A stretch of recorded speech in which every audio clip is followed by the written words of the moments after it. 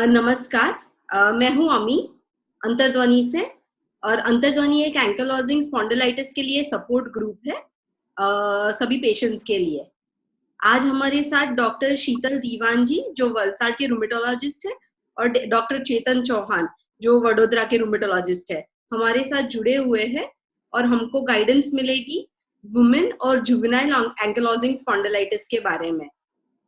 अभी आप सभी पार्टिसिपेंट्स के कोई भी क्वेश्चंस हो तो आप प्लीज नीचे चैट पे लिखिए। हम इंश्योर करेंगे कि डॉक्टर्स उसको आंसर करें। Thank you. Sheetal ma'am. नमस्ते। आज हम बात करेंगे एंकिलोजिंग स्पॉन्डिलाइटिस के बारे में। मुझे लगता है कि सारे पेशेंट्स हैं तो आपको बेसिक एंकिलोजिंग स्पॉन्डिलाइटिस क्या है ये तो पता ही होगा।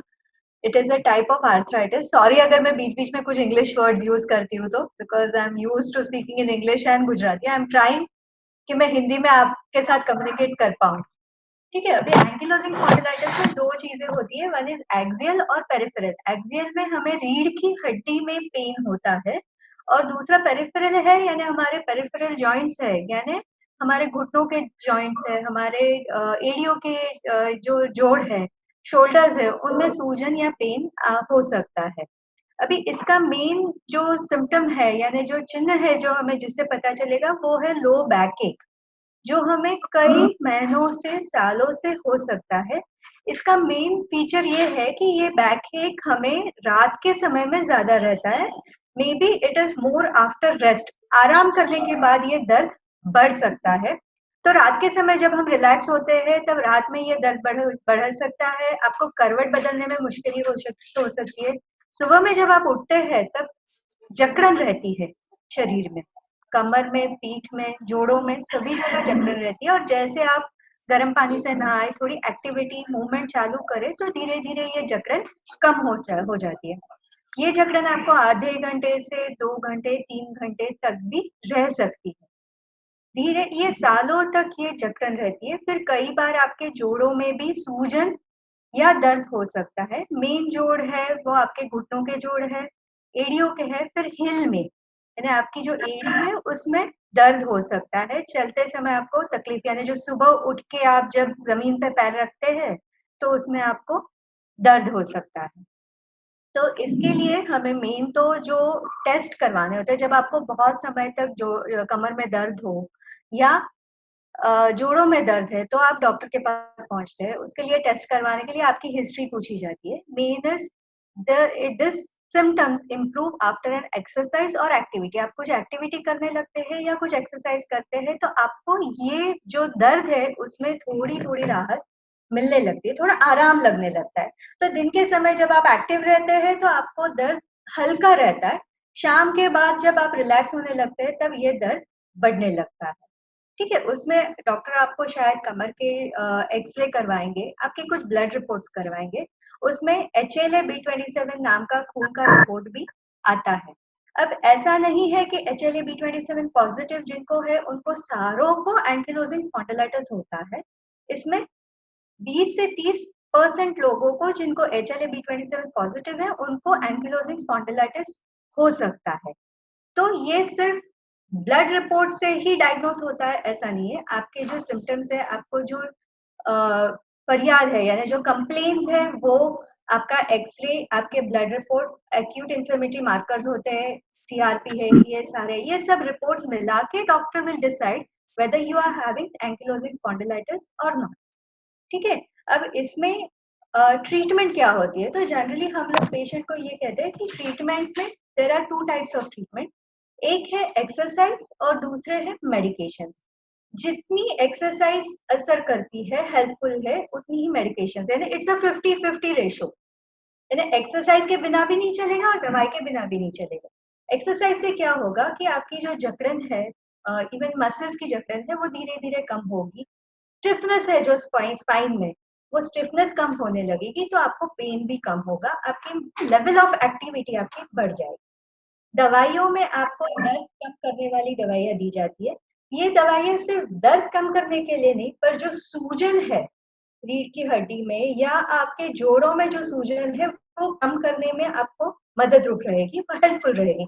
तो ऐसा नहीं है कि डॉक्टर साहब ने मुझे दर्द की दवाई दी है तो दर्द की दवाई तो लेनी ही नहीं है भैया, ये तो किडनी खलास करेगी, ये लिवर खलास करेगी, ऐसा नहीं है।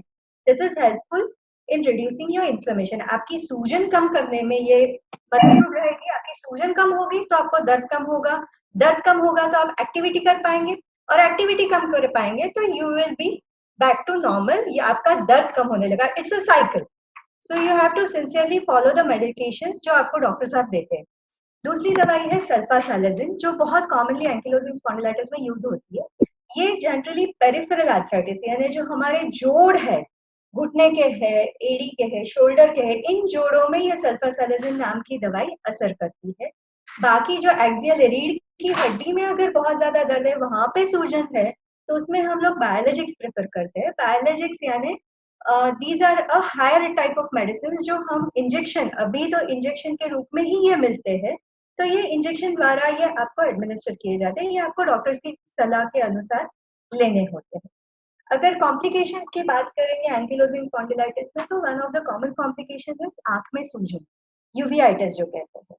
दूसरा, आपका पोस्चर, अगर आप रेगुलर एक्सरसाइज नहीं करते हैं, आप रेगुलर दवाई नहीं लेते हैं, तो धीरे धीरे रीढ़ की हड्डी में स्टिफनेस आने लगती है, जकड़न आने लगती है, और उसकी वजह से आपका पोस्चर अबनॉर्मल हो जाता है, आपकी गर्दन इस तरह स्टूप हो जाती है, आपकी बैक मुड़ जाती है, तो आपको ड्राइविंग में, आपके रूटीन एक्टिविटीज में तकलीफ हो सकती है।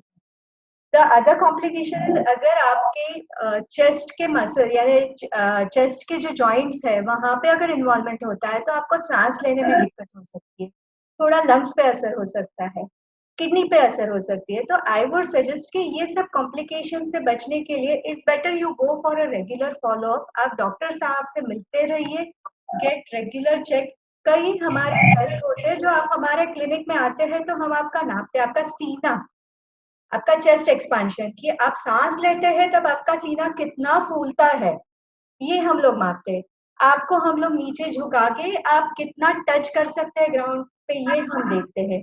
आपके दोनों पैर फैला के हम लोग आप कितना, आपके पैर लंबे खुल सकते हैं, ये देखते हैं। तो ये सारे टेस्ट हम लोग जैसे जैसे आप फॉलोअप में आते हैं, तो ये सारे टेस्ट हम लोग रेगुलर करते हैं, उससे हमें पता चलता है कि आपका डिजीज कैसा है, आपका डिजीज स्टेबल है, प्रोग्रेशन है, या एक्सरसाइज से आपको फायदा होके आपका डिजीज इम्प्रूव हो रहा है, यानी आपके इसमें एंकिलोजिंग में इम्प्रूवमेंट हो रहा है, you are on a better side. So it's better कि आप रेगुलर डॉक्टर से मिलते रहिए and take the medicine as the doctor has advise. Please कोई जो नुस्खे होते हैं, क्वैक्स होते हैं, कुछ हमारे यहाँ गुजरात में पड़ी की बोलते हैं, जो पाउडर फॉर्म में मेडिसिन होते हैं, we don't know exactly what the medicines are there in the powder, so it's better to avoid them. Take medicines from a proper qualified doctor, ये हम कहना चाहते हैं। अब वुमेन में आएंगे तो the best thing is ankylosing spondylitis का इंसिडेंस मेन में वुमेन से ज्यादा होता है। सिम्टम्स ऑलमोस्ट सिमिलर ही होते हैं पुरुषों में और स्त्रियों में। दूसरी चीज की फीमेल्स में जब बैकएक होता है, कमर का दर्द होता है, तो आप डॉक्टर से मिलिए। शायद कुछ और रीजंस भी हो सकते हैं, आपके मसल वीकनेस हो सकता है बैक का, आपको कुछ यूट्रस के या उसके प्रॉब्लम्स की उसकी वजह से भी बैकएक हो सकता है। तो you go for a regular checkup to a doctor and get yourself diagnosed first that you have an ankylosing spondylitis. The other things about your routine life, कोई दिक्कत नहीं आनी चाहिए अगर आप रेगुलर एक्सरसाइज और मेडिसिन लेते हैं। तो किसी को भी ये एंकिलोजिंग स्पॉन्डिलाइटिस, इसको अपना दोस्त बनाकर जीना चाहिए, rather than considering it as a disability या कोई डिजीज इसको सोचे, उससे अच्छा इसको अपना दोस्त बना के इसके साथ जीना सीखना चाहिए, बिकॉज ये अपने साथ ही रहने वाला है। This is going to go with us, it has come and it's going to go with us. तो इसके साथ दोस्ती बनाकर रेगुलर एक्सरसाइज, मेडिसिन, आपकी लाइफस्टाइल थोड़ी चेंज करके आप कर सकते हैं, तो you can have a very normal and healthy life. Thank you. Thank you ma'am. Chetan sir, over to you. Okay, नमस्कार, मेरा नाम चेतन चौहान है। मैं आपको जुवेनाइल एंकिलोजिंग स्पॉन्डिलाइटिस के बारे में बताऊंगा। जुवेनाइल माने बच्चों में होने वाला एंकाइलोजिंग स्पॉन्डिलाइटिस, बच्चों यानी कि बच्चों में होने वाला मणके का घाव बोल सकते हैं या तो कमर का घाव बोल सकते हैं। तो ये जो रोग है ज्यादा होता है, बड़ों में होता है, लेकिन ये बच्चों में भी होता है। जैसे कि जो 6 साल से ज्यादातर 6 साल से 12 साल या 16 साल तक ये एज ग्रुप में भी होता है, उसको जुवेनाइल एंकाइलोजिंग स्पॉन्डिलाइटिस बोलते हैं। इसमें आप देखें तो 2 प्रकार के हम आज ज्यादा डिस्कस करेंगे। उसमें एक होता है कि एंथेसाइटिस रिलेटेड आर्थराइटिस, क्योंकि ये भी उसका पार्ट है, और दूसरा होता है कि जुवेनाइल एंकाइलोजिंग स्पॉन्डिलाइटिस है। जो जुवेनाइल जो बच्चों में ज्यादा होता है, उसमें जैसे मैडम ने बोला कि एंकाइलोजिंग स्पॉन्डिलाइटिस में बैकएक ज्यादा होता है, इन्फ्लेमेटरी बैकएक जो रात को सोने के बाद बढ़ता है और रेस्ट के बाद बढ़ता है और एक्टिविटी से कम होता है। वो बच्चों में भी हो सकता है, लेकिन बच्चों में इतना ज्यादा नहीं होता है, वो कम होता है, अबाउट 20% में ही बच्चों में होता है। ज्यादातर ये जो जुवेनाइल एंकाइलोजिंग स्पॉन्डिलाइटिस होता है, उसमें ज्यादातर बच्चों को पैरों के जॉइंट में, बड़े जॉइंट जैसे कि घुटने, एड़ी में दर्द और हिप में, ये वहां पे ज्यादा होता है, वहां पे सूजन भी हो सकती है, तो उनका आर्थराइटिस होता है। और दूसरा होता है उनको एंथेसाइटिस, वो एंथेसाइटिस रिलेटेड आर्थराइटिस भी उसको बोलते हैं। उसमें ज्यादा होता है कि आपकी एड़ियों में दर्द, एड़ी के जो आपका जो टेंडन होता है, एंथेसाइटिस माने आपके मसल्स का जो बोन के साथ जो जहां पे जोड़ रहा है, वहां पे सूजन होना, तो वो एंथेसाइटिस की वजह से आपको एड़ियों में दर्द होता है। आपकी जो पटेला बोन बोलते हैं, जो नी में आगे का बोन होता है, उसके नीचे और ऊपर वाले हिस्से में भी हो सकता है, और कोहनी में भी पेन हो सकता है, तो वो एंथेसाइटिस रिलेटेड आर्थराइटिस है। ये क्यों इंपॉर्टेंट है? क्योंकि ये जो एंथेसाइटिस रिलेटेड आर्थराइटिस है, वो आगे जाके बच्चों में, कई लोगों में वो बाद में एंकाइलोजिंग स्पॉन्डिलाइटिस करता है। तो ये थोड़ा डिफरेंस है बच्चों और बड़ों में। दूसरी चीज है उनको आर्थराइटिस, ये एंथेसाइटिस के साथ दूसरी एक चीज, जैसे मैडम ने बताया, आंख में सूजन, यूवियाइटिस हो सकता है। तो वो एक बहुत इंपॉर्टेंट चीज है, क्योंकि इसमें आंख का नुकसान भी हो सकता है, तो उसको हम नजरअंदाज नहीं कर सकते, उसको हमको बहुत केयरफुली उसको दिमाग में रखना पड़ेगा। तो ये चीजें होती है, आर्थराइटिस, एंथेसाइटिस, यूवियाइटिस एंड बैकएक कम होता है बच्चों में। दूसरी चीज कि लोग ज्यादातर पूछते हैं कि ये क्यों होता है, तो किसी को भी इसका एग्जैक्ट रीजन नहीं पता है, लेकिन ये जो एंकाइलोजिंग स्पॉन्डिलाइटिस है, ये इम्यूनिटी में डिस्टर्बेंस की वजह से होता है। तो उसकी वजह से ये जॉइंट पे, आपके बैक पे सब अटैक करते हैं, ठीक है, इम्यूनिटी, तो उसके कारण वहां पे सूजन होता है। और वो उसमें एक जो मैडम ने जो बताया, जो टेस्ट HLA-B27, जो HLA-B27 एक आपके श्वेत कण में ऊपर एक प्रोटीन होता है, उसकी वजह से आपके इम्यूनिटी में डिस्टर्बेंस आ सकता है। लेकिन ये भी 100% नहीं है। दूसरे कई चीजें सामने आई है, जैसे कि इन्फेक्शन, गट में इन्फेक्शन की वजह से कई और जीनेटिक प्रॉब्लम भी पाया गया है, लेकिन उसका एग्जैक्ट रीजन किसी को अभी तक पता नहीं है, ठीक है। दूसरी एक चीज लोगों को ज्यादातर ये इसमें ये रहता है कि इसमें डाइट का क्या रोल है हमारे यहाँ। तो इसमें डाइट का ज्यादा रोल नहीं है। डाइट ज्यादातर आपको हेल्दी डाइट खाना है, वो जनरल के लिए, और आपको ज्यादा कैल्शियम वाला वाला डाइट लेना है। और इसके लिए आप मिल्क और मिल्क प्रोडक्ट ले सकते हो, हरी सब्जी ले सकते हो, और फ्रूट्स एंड वेजिटेबल। तो ये डाइट रिलेटेड जो है, ये एडवाइस जरूरी है। दूसरी एक चीज है कि इसको हम डायग्नोस कैसे करते हैं। जैसे मैडम ने बताया कि आप blood test, general blood test है जो हम इसमें ESR CRP हम देखते हैं कि उसका कितना इंटेंसिटी है वो देखने के लिए। दूसरा, जैसे हमने मैडम ने बताया HLA-B27 करते हैं, लेकिन वो 100% टेस्ट नहीं है। कई बार वो आपको पॉजिटिव है और आपको डिसीज नहीं भी हो सकता है। दूसरा चीज है, कई बार आपको डिसीज है और वो नेगेटिव भी हो सकता है। तो वो एग्जामिनेशन के साथ उसका पूरा देख के उसका डायग्नोस कर सकते हैं। दूसरी एक चीज इसमें कर सकते हैं, अगर आप बच्चे की बात करें तो अगर उसको बैकएक है, लोअर बैकएक है, तो उसको MRI करा के MRI में सूजन देख के वो भी डायग्नोसिस में आपको मदद कर सकता है।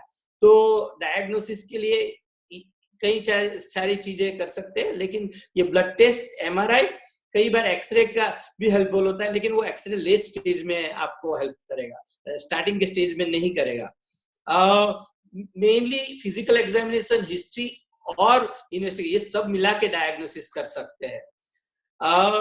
दूसरी एक चीज लोगों को ज्यादा इसमें जानकारी चाहिए होती है, वो कितना रोल एक्सरसाइज का है और कितना रोल मेडिसिन का है। तो एक्सरसाइज, जैसे मैंने बताया, एक्सरसाइज बहुत ही इंपॉर्टेंट है, करीब 50% और उससे ज्यादा दवाई से और उसका एक सरखा उसका इंपॉर्टेंस है। तो एक्सरसाइज, कैसी एक्सरसाइज करना है, एक्सरसाइज में लो इम्पैक्ट एक्सरसाइज करना है, जिससे कि जोड़ों को जो ज्यादा स्ट्रेस ना पहुंचे, जैसे कि वॉकिंग, साइकिलिंग, स्विमिंग सबसे बेस्ट है, लेकिन हमारे यहाँ स्विमिंग का इतना उपलब्धि लिमिटेड है, तो स्विमिंग करें तो बेस्ट है, लेकिन इसके ये नहीं कर सकते तो साइकिलिंग, जॉगिंग और फ्लेक्सिबिलिटी एक्सरसाइज करना है, जिससे आपकी फ्लेक्सिबिलिटी रहे।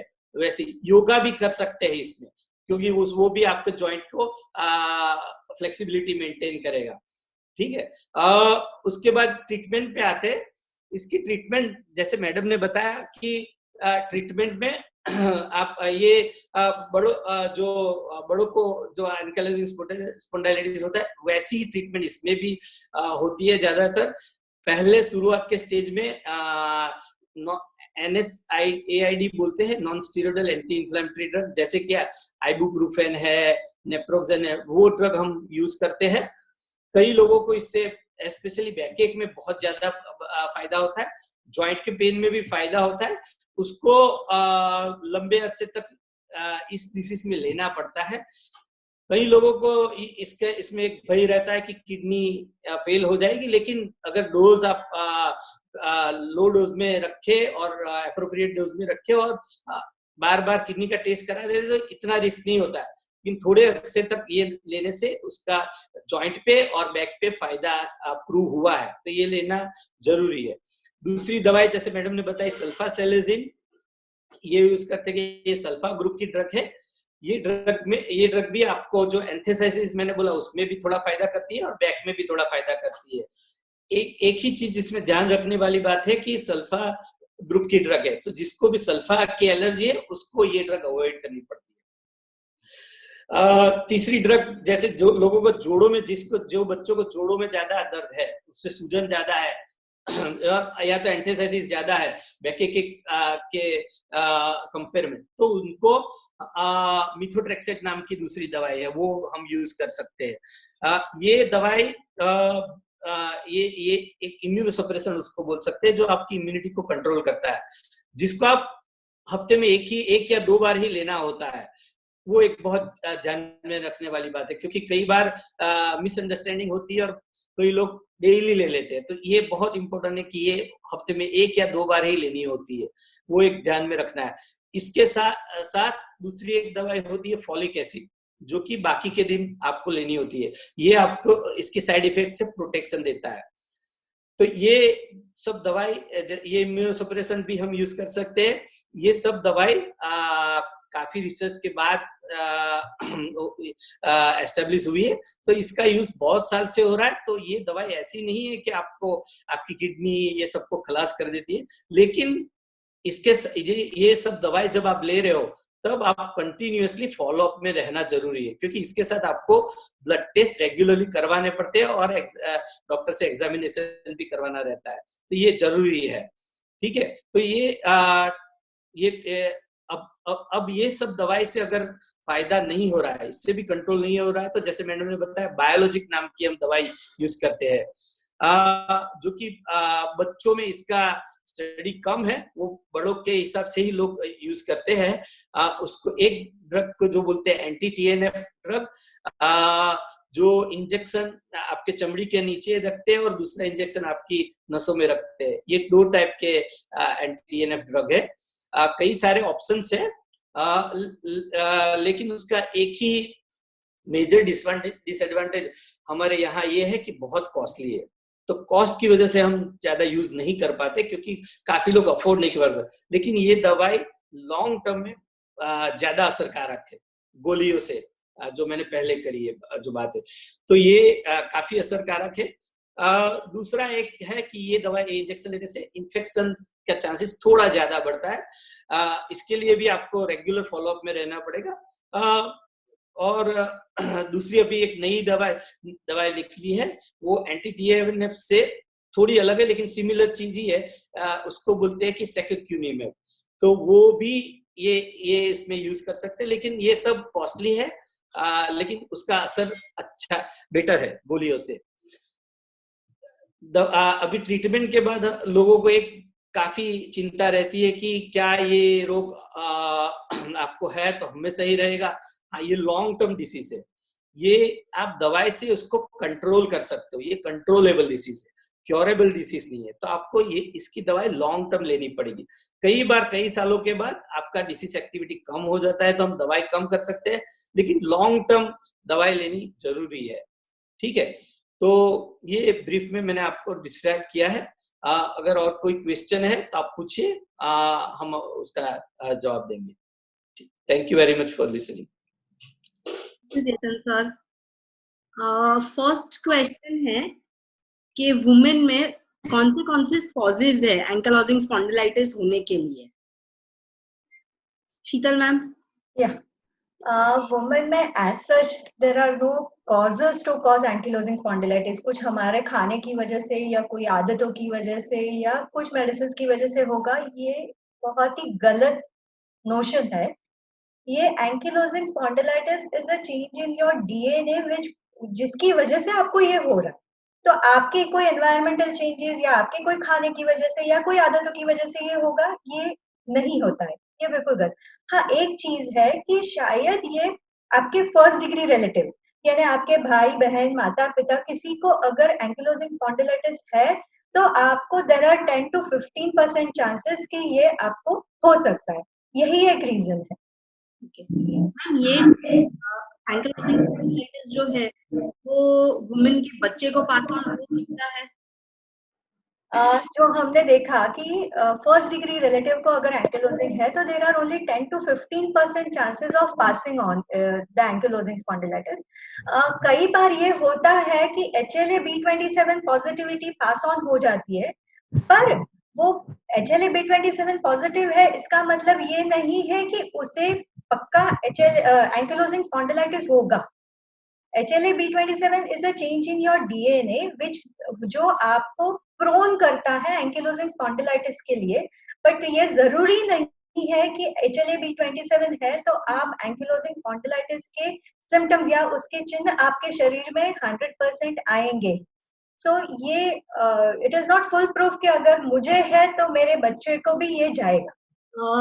नेक्स्ट क्वेश्चन है कि एंकिलोजिंग स्पॉन्डिलाइटिस की जो मेडिसिन होती है उसके वजह से पीरियड्स में क्या इफेक्ट होता है फीमेल्स को? जनरली कोई इफेक्ट नहीं होता है पीरियड्स में। हाँ, आपके शरीर में अगर इन्फ्लेमेशन या जो सूजन बोल रहे हैं उसकी वजह से थोड़े हार्मोनल चेंजेस होके आपके पीरियड्स इरेगुलर हो सकते हैं, पर ऐसे कोई मेडिसिन नहीं है कि जिसकी वजह से आपके पीरियड्स इरेगुलर हो जाए या ऐसे कोई प्रॉब्लम हो सकता है। चेतन सर, एक क्वेश्चन है, बोलिए। जो बच्चे को एंकिलोजिंग स्पॉन्डिलाइटिस है, अभी स्कूल में है कि बच्चा ट्यूशन जा रहा है, तो वहां कैसे इन्फॉर्म कर सकते हैं कि बच्चे को एंकिलोजिंग स्पॉन्डिलाइटिस है तो वो लोग भी उसको सपोर्ट करें? बेस्ट चीज है कि आपके जो भी डॉक्टर है जिसने डायग्नोस किया है उससे एक लेटर लिखवा ले, स्मॉल लेटर लिखवा दे कि कैसे डायग्नोस हुआ है और क्या ट्रीटमेंट चल रहा है। और एक बार आपके जो मेन टीचर है और हेड टीचर है उनको इन्फॉर्म करे। और ऐसा भी कर सकते हैं, कई सारे इंफॉर्मेशन लिफलेट अवेलेबल है, तो वो लेके, जैसे अंतर्ध्वनि का भी एक इंफॉर्मेशन लिफलेट है, वो साथ में ले जाके आप टीचर को दे दो, वो भी टीचर को पास ऑन कर दो। और कई बार ऐसा होता है कि कई टीचर आपको थोड़ा हेल्पफुल नहीं है, तो उनसे डॉक्टर की बात करवा लो कि क्या क्या कर सकते हैं। वैसे एक्सरसाइज में कोई लिमिटेशन तो नहीं है, लेकिन आपको हाई इम्पैक्ट एक्सरसाइज नहीं करना है, जैसे बहुत ज्यादा वेट लिफ्ट नहीं करना है, ऐसे बाकी आप सब कुछ कर सकते हो। तो एक्सरसाइज का ऐसा कोई रिस्ट्रिक्शन है नहीं, लेकिन फिर भी ये इंफॉर्मेशन में रहे और डॉक्टर के टीचर के ध्यान में रहे, वो बहुत जरूरी है। तो आप डॉक्टर का कई बार लिख के देते हैं, हम हमेशा लिख के देते हैं, तो आप डॉक्टर से पास लिखवा ले कि ये क्या डिसीज है, उसका क्या ट्रीटमेंट चल रहा है, और लॉन्ग टर्म डिसीज है वो भी लिखवा ले, तो उनको भी पता चलेगा कि भी ये जाने वाला नहीं है, तो वो लिखवा ले। और एक बार लिफलेट डॉक्टर के पास से ले ले, या तो ऑनलाइन भी काफी जगह से अवेलेबल है, जैसे patient.co.uk करके वेबसाइट है जिसमें यूके की है लेकिन बहुत पेशेंट के लैंग्वेज में है, तो वो उससे अंतर्ध्वनि की भी है, काफी सारे लिफलेट है, वो जाके अटैच कर दे साथ में, तो टीचर को भी पता चलेगा। सर, डे टू डे जो एक्टिविटीज होती है चाइल्ड की, उसमें ये डिजीज हैम्पर कर सकता है? कर सकता है। अगर बच्चे को बैकएक है, अगर जॉइंट पेन है, जॉइंट स्वेलिंग है और एंथेसाइटिस है, जैसे कि एंथेसाइटिस माने एड़ियों में पेन, पैरों में पेन, बीच वाले पार्ट में पेन, वो ज्यादा बच्चों में होता है, तो वो सब ये सब चीजें आपको हैम्पर कर सकती है। लेकिन अगर आप रेगुलर ट्रीटमेंट ले, अगर आप मेन ट्रीटमेंट का उद्देश्य यह है कि उसको कंट्रोल रखना है, तो आप अगर कंट्रोल रखोगे तो उसका डे टू डे लाइफ में इफेक्ट कम से कम रहेगा। अगर आपको ट्रीटमेंट नहीं करोगे तो ग्रेजुअली, जैसे जॉइंट में भी डिफॉर्मिटी आता है, बच्चों में ज्यादातर बच्चों को हिप का आर्थराइटिस हो जाता है, उसकी वजह से उनको लेटर ऑन हिप रिप्लेसमेंट भी करवाना पड़ता है, ये बच्चों में ज्यादा देखा गया है। और बैक में, जैसे मैडम ने बोला, वो बैक धीरे धीरे ऐसा हो जाता है, आगे स्टूप हो जाता है, उसको स्टूप हो आगे झुकने लगता है, तो ये हो सकता है। लेकिन दवाई का यही फायदा है कि वो ये सब कॉम्प्लिकेशन होने को आगे बढ़ने से रोकते हैं। सर, तो ये जो मेडिसिन की आप बात कर रहे हो, तो the kid is very small, अभी उसको ये मेडिसिन लाइफ लॉन्ग लेनी है, तो उससे कोई अदर बॉडी पार्ट्स को नुकसान हो सकता है, या उसके रूटीन को कोई इफेक्ट हो सकती है ड्यू टू मेडिसिन? यानी हर एक मेडिसिन के चांसेस है साइड इफेक्ट के, लेकिन ज्यादातर मेडिसिन के साइड इफेक्ट के चांसेस 2 to 5% होते हैं, ठीक है। और हम अप्रोप्रिएट डोज में विथ ऑब्जर्वेशन लेते हैं, तो इसमें साइड इफेक्ट का चांसेस कम रहता है। जैसे कि हम जब पेशेंट आता है तो हम उसके kidney, liver test, blood count, ये सब करते हैं, तो देखते हैं कि उनको इनमें इसमें किसी भी चीज में उनको प्रॉब्लम नहीं है, उसके बाद ही हम दवाई चालू करते हैं। और जब वो दवाई लेते हैं तो रेगुलरली पहले 1 या 1.5 महीने के बाद हम पहली बार टेस्ट कराते, उसके बाद हर 2-2, 3-3 महीने बाद टेस्ट कराते रहते, तो हम चेक करते रहते हैं कि उनके कोई ऑर्गन पे, किसी भी बॉडी पार्ट पे कोई इफेक्ट हो रहा है कि नहीं हो रहा है। और हम चेक भी करते हैं कि इसके साथ दवाई का पॉजिटिव इफेक्ट भी क्या है, जैसे सूजन के जो टेस्ट है ESI से, वो भी करते हैं, देखते हैं कि दवाई का इफेक्ट कैसा है, तो ये सब हम चेक करते हैं। तो आप अगर कंटिन्यूसली फॉलोअप में रहेंगे, रेगुलर ब्लड टेस्ट कराएंगे, तो ये सब के चांस हम बहुत कम कर सकते हैं। हाँ, मैं ये नहीं कह सकता कि आपको कभी कोई साइड इफेक्ट नहीं होगा, लेकिन आपको ये देखना है कि साइड इफेक्ट का आप ज्यादा चिंता करोगे तो डिसीज का इफेक्ट भी उससे बहुत ज्यादा होता है। डिसीज का इफेक्ट होने का चांसेस आपको 70 से 80% होता है, जबकि दवाई का साइड इफेक्ट का चांसेस 2 से 5% होता है। तो ये आपको ध्यान रखना है, क्योंकि आपको बच्चे को डिसीज है तो वो दवाई नहीं लेगा तो उसको तो लॉन्ग टर्म इफेक्ट होने वाला है। तो दवाई के साइड इफेक्ट का जो रिस्क है वो कम है दवाई ना लेने के रिस्क से। Right. Sheetal, there is another question कि प्रेगनेंसी में एंकिलोजिंग स्पॉन्डिलाइटिस का क्या रोल है? शुड अ वुमन कंसीव और उसकी मेडिसिन ड्यूरिंग द प्रेगनेंसी ले सकते हैं? रूमेटोलॉजिस्ट को क्या कब कंसल्ट करना है? गायनेकोलॉजिस्ट को क्या बताना है? सब जानना है अबाउट प्रेगनेंसी। राइट। पहली चीज, एंकिलोजिंग स्पॉन्डिलाइटिस आपको प्रेगनेंसी में यानी कंसीव होने में कोई दिक्कत नहीं आएगी एंकिलोजिंग स्पॉन्डिलाइटिस की वजह से। ये पहली चीज आप पक्का दिमाग में डाल दीजिए कि मुझे एंकिलोजिंग है तो मुझे कंसीव होने में तकलीफ होगी, ये बिल्कुल नहीं होगा। यू कैन इजीली कंसीव, आप इजीली प्रेग्नेंट हो सकते हैं। दूसरी चीज, हाँ, प्रेगनेंसी के दरमियान कई बार ऐसा होता है कि फीमेल्स में बैक एक की तकलीफ थोड़ी बढ़ सकती है, कमर के दर्द की, और जो रात को जकड़न होती है, सुबह जकड़न होती है, वो थोड़ा बढ़ सकता है क्योंकि pregnancy itself is an immune response. आपके पेट में, आपके कोख में एक नया एक बच्चा बड़ा हो रहा है, तो आपके शरीर में इतने सारे चेंजेस होते हैं, उसकी वजह से मसल्स भी थोड़े रिलैक्स होने लगते हैं, उसकी वजह से आपको थोड़ा जकड़न और नाइट पेन की मात्रा बढ़ सकती है। पोस्ट डिलीवरी कई बार 50% लेडीज में ये देखा गया है कि पोस्ट डिलीवरी शायद 6 महीने के बाद आपको एंकिलोजिंग स्पॉन्डिलाइटिस की सीवियरिटी थोड़ी बढ़ सकती है। ये एंकिलोजिंग स्पॉन्डिलाइटिस के बारे में। दवाइयों के बारे में जनरली जो दर्द कम करने की दवाई है, जो एनसेड्स NSAID दवाई है, जो पेन किलर्स आप जनरल टर्म में जो बोलते हैं, वो जनरली हम लोग फर्स्ट ट्राइमेस्टर यानी प्रेगनेंसी के पहले 3 महीने अवॉइड करने की सलाह देते हैं, और आखिरी के 3 महीने कि जिससे बच्चे के ग्रोथ में कोई तकलीफ न हो। बीच में आप ले सकते हैं अगर दर्द होता है तो। तीसरी चीज, सल्फासालाजिन, ये प्रेगनेंसी के दरमियान, कंसीव होने के दरमियान, प्रेगनेंसी के दरमियान या डिलीवरी के बाद भी कोई नुकसान आपको या आपके बच्चे को नहीं करते हैं।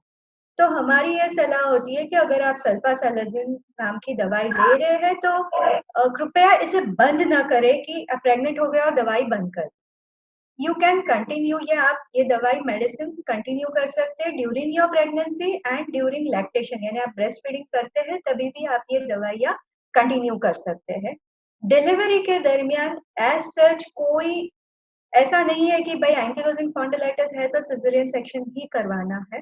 You can have a normal delivery unless and until आपका एंकिलोजिंग बहुत ज्यादा बढ़ गया है, आपको बायलैटरल हिप में आर्थराइटिस है, यानी आपके जो ये हिप जॉइंट्स है वो टोटली फ्यूज हो गए हो, तो आपको शायद नॉर्मल डिलीवरी में थोड़ी दिक्कत आ सकती है।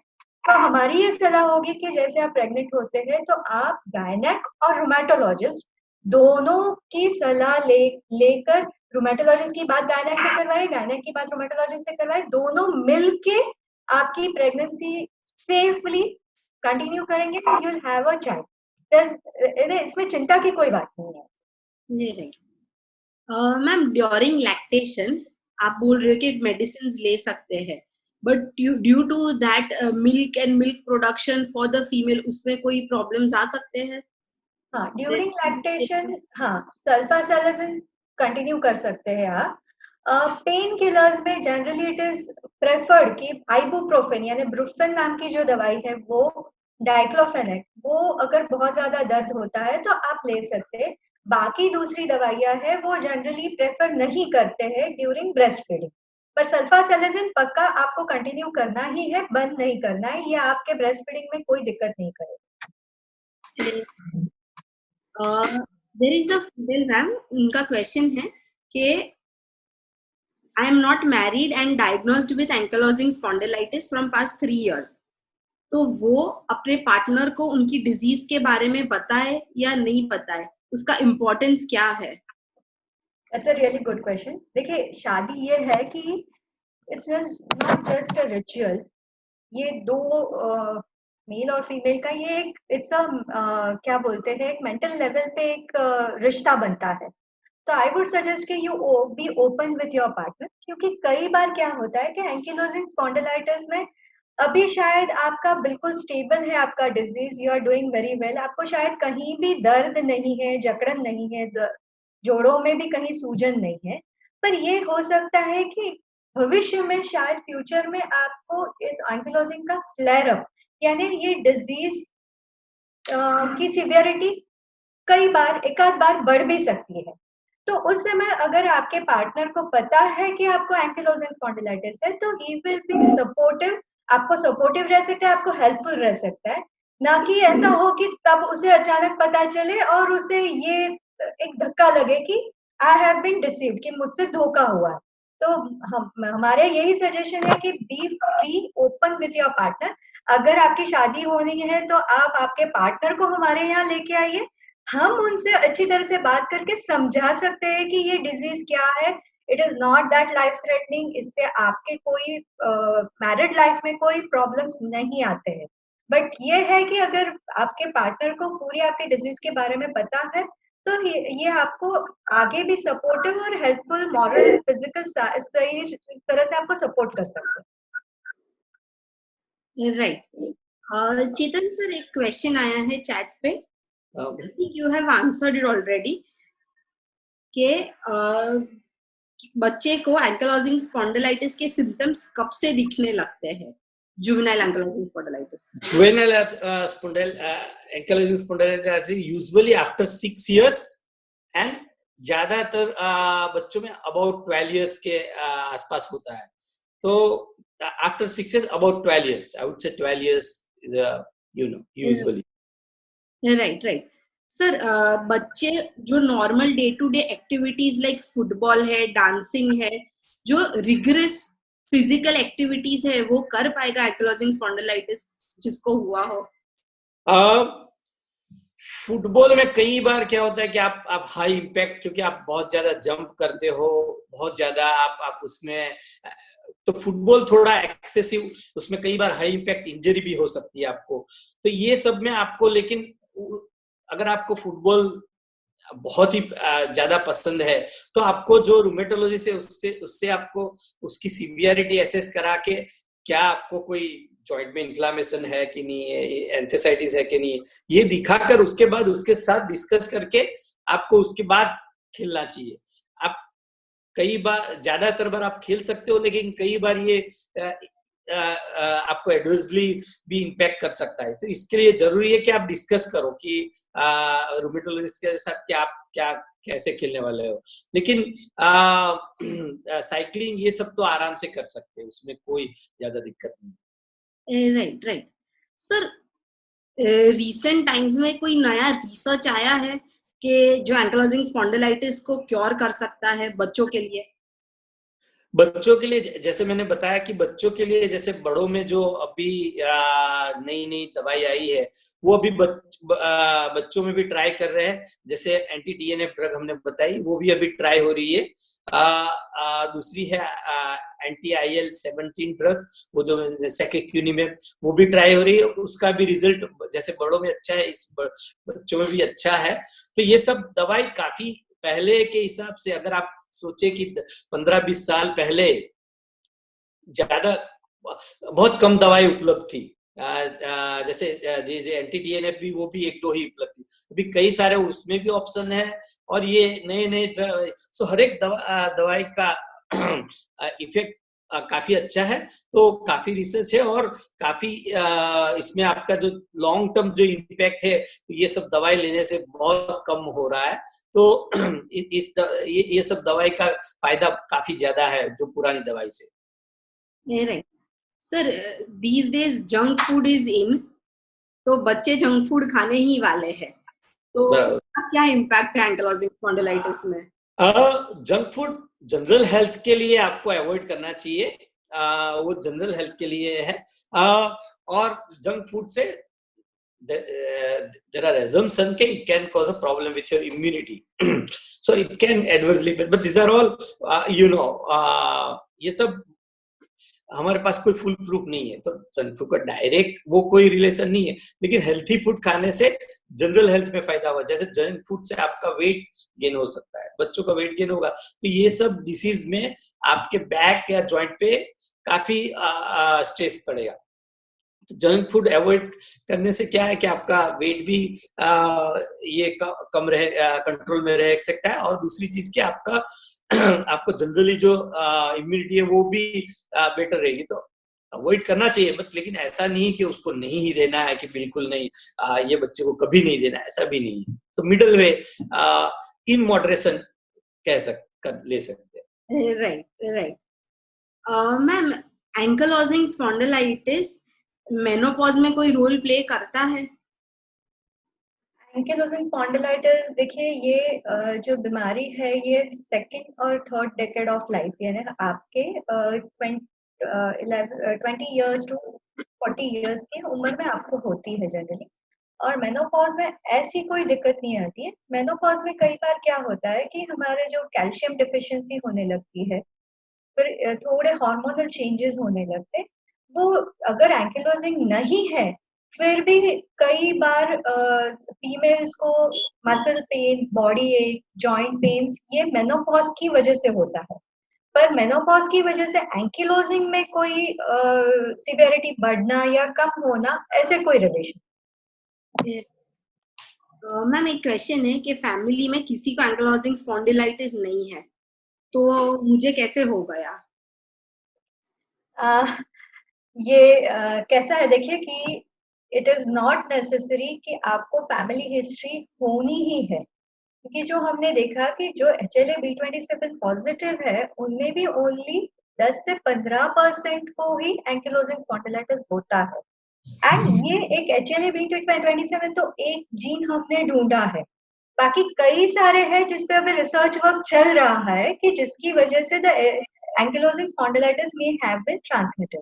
सो ये जरूरी नहीं है कि हमारे फैमिली में नहीं है तो मुझे क्यों हुआ। देखिए हुआ है, अब इसकी ट्रीटमेंट, इसकी मैनेजमेंट करना ज्यादा जरूरी है इससे कि हमें ये सोचे कि हमें क्यों हुआ है।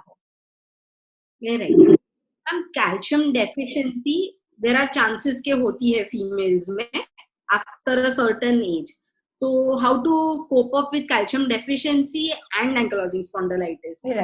देखिए एंकिलोजिंग स्पॉन्डिलाइटिस में क्या होता है कि जो हमने कहा कि आपके स्पाइन में, रीढ़ की हड्डी में स्टिफनेस आ जाती है, धीरे धीरे उसकी वजह से आपके जो बोन्स है वो पोरस यानी they tend to become weak and they tend to lose calcium. Females में after the age of 40 the body मतलब जो कैल्शियम डिपॉजिट बोन्स में होना चाहिए वो धीरे धीरे कम होने लगता है, और यही वजह से हम वैसे भी फीमेल्स में बोन्स में कैल्शियम की कमी होने ही लगती है। तो आई वुड सजेस्ट कि जिसको एंकिलोजिंग स्पॉन्डिलाइटिस है उन्होंने रेगुलर कैल्शियम इनटेक अपना रेगुलर लेना चाहिए in the form of milk और मिल्क प्रोडक्ट्स। आप दूध पीजिए या दूध की कोई भी बनावट लीजिए, वो पनीर हो, चीज हो, दही हो, छाछ हो, बट रेगुलरली आपको कुछ ना कुछ मिल्क प्रोडक्ट लेना चाहिए। And after the age of 45 you should have a calcium supplement, यानी कैल्शियम की टैबलेट आप रेगुलर लीजिए तो आपको इसमें हेल्प रहेगी। राइट। चेतन सर, एक क्वेश्चन है।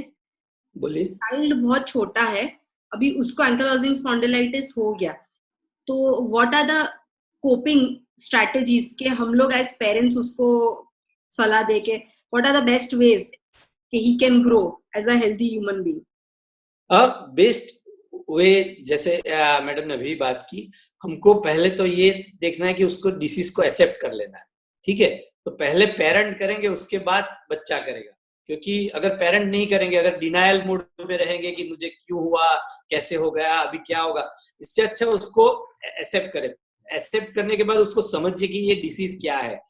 ये ऐसा तो नहीं है कि ये लाइफ थ्रेटनिंग नहीं है, ठीक है, ये लाइफ पे इम्पैक्ट करता है लेकिन लाइफ थ्रेटनिंग नहीं है। इससे कई लोग मोस्टली अभी विद ट्रीटमेंट, अगर आप कंटिन्यूसली रेगुलर ट्रीटमेंट लेते हैं तो majority of people live a normal life, ठीक है। तो ये है कि आप डिसीज को समझिए, थोड़ा उसके बारे में पढ़िए, डॉक्टर से साथ डिस्कस करिए, तो ये आपको पता चलेगा कि इसमें क्या क्या हो सकता है। तो और इसके जो ये चीजें हैं जो आप बच्चे में देखे, अगर बच्चे को जैसे ये जुवेनाइल है तो आपको ध्यान रखना है कि उसके आंख को कोई इफेक्ट हो रहा है कि नहीं। आप रेगुलर ऑप्थेल्मोलॉजिस्ट को भी दिखा सकते हो रूमेटोलॉजिस्ट के एडवाइस के हिसाब से, और खुद भी कभी भी ऐसे और कोई भी सिम्टम्स उसको चेंज हो रहा है, कोई भी उसको जैसे कि बैक एक बढ़ रहा है तो आप वापिस डॉक्टर से कंसल्ट करिए। अगर उसको जॉइंट में डिफॉर्मिटी हो रही तो आप डॉक्टर को जल्दी मिलिए। तो और कोई भी और चीज हो रही जैसे कि इन्फेक्शन, कोई फीवर हो रहा है तो डॉक्टर को जाके जल्दी मिलिए, उसमें देरी मत कीजिए। लेकिन अगर आप रेगुलर ट्रीटमेंट ले रहे हैं और एक्सरसाइज, और दूसरा बच्चे के साथ आपको थोड़ा बच्चे को रीइंफोर्स करना पड़ेगा जरूरी, लेकिन उसको एक्सरसाइज कराना बहुत जरूरी है इसमें। अगर वो बच्चा एक्सरसाइज करेगा तो उसके जॉइंट और बैक की फ्लेक्सिबिलिटी ज्यादा रहेगी। ये डिसीज में सबसे ज्यादा इंपॉर्टेंट है मेंटेनिंग द फ्लेक्सिबिलिटी। अगर वो बच्चा फ्लेक्सिबिलिटी मेंटेन करेगा तो उसको ज्यादा इम्पैक्ट नहीं रहेगा। तो समझना जरूरी है, एक्सेप्ट करना जरूरी है, और उसका रेगुलर फॉलोअप और ट्रीटमेंट करना चाहिए, यही है। बाकी खाने के लिए बहुत ये करना ज्यादा जरूरी है, खाने से इतना ज्यादा रिलेशन नहीं है। हाँ, रेगुलर ट्रीटमेंट एंड फॉलोअप वो सबसे ज्यादा जरूरी है। Right ma'am, last question, emails को जिसको एंकिलोजिंग स्पॉन्डिलाइटिस हुआ हो उसके साथ उसको थायराइड है या ब्लड प्रेशर है, कोई और डिजीज है, तो how to cope up with the medicines and lifestyle? देखिए, अगर थायराइड है तो थायराइड की दवाई हमें रेगुलर लेनी ही है। हाइपरटेंशन यानी ब्लड प्रेशर है तो उसकी भी दवाई रेगुलर लेनी है, उसका भी रेगुलर हमें चेकअप करवाते रहना है। ये नहीं है कि भाई इतनी सारी दवाई कैसे ले पाए, क्योंकि एंकिलोजिंग को कंट्रोल करने की दवाई भी लेनी जरूरी है, थायराइड को कंट्रोल करने की दवाई भी लेनी जरूरी है। और ये दवाई ऐसा नहीं है कि एक दूसरे पे असर करेगी, रिएक्शन करेगी। ये जनरली बहुत एक मिसकंसेप्शन होता है सब में कि इतनी सारी दवाई हम कैसे लें। बट अगर आपको you want to live a healthy and happy life, आपको जिस तरह डॉक्टर आपको सलाह देते हैं उस तरह ये सारी जितनी दवाई लिखी है उतनी आपने लेनी है। मैं एक सिंपल एग्जांपल अपने पेशेंट को देती हूँ कि सुबह में जब हम चाय पीते हैं, हर एक को आदत होती है वो चाय या कॉफी पीने की, तो उसकी प्रोसीजर कितनी लंबी है। पानी लो, कोई अदरक डालता है, चीनी डालता है, चाय डालता है, दूध डालता है, उबालता है, कम से कम 10 से 15 मिनट हमें चाय बनाने में लगती है। और दवाई खाने में हमें सिर्फ हार्डली 10 to 15 सेकेंड्स लगते हैं। अगर चाय बनाने में हम इतना टाइम वेस्ट कर सकते हैं, चाय से हमें सिर्फ शायद ताजगी मिलती है उससे, और शायद वो आदत ही है कि मेंटली चाय पिया तो फ्रेश हो गए। पर इस दवाई से अगर हमारी पूरी जिंदगी हेल्दी जाती है तो वो 10 सेकंड 15 सेकंड दवाई लेने में हम क्यों इतना क्या बोलते हैं कि लेजीनेस दिखाते हैं। और एक मिसकंसेप्शन रहता है सबके दिमाग में कि नंबर ऑफ मेडिसिन बढ़ गई। कई बार पेशेंट ऐसा होता है कि मुझे वो कुछ तकलीफ हो गई तो मुझे वो दवाई लेनी पड़ी तो मैंने आपकी दवाई बंद कर दी कि इतनी सारी दवाई लेके रिएक्शन हो जाएगा। ऐसा नहीं है। आपको कोई भी दवाई किसी डॉक्टर ने चालू की है, उन्हें इन्फॉर्म कीजिए कि मुझे ये दवाई चल रही है। आप हमें भी आकर बताइए कि मुझे अभी प्रेशर आया है कि मुझे प्रेशर की दवाई चालू की, या मुझे डायबिटीज आया कि डायबिटीज की दवाई चालू की है। ये दवाई सब साथ में लेना बहुत जरूरी।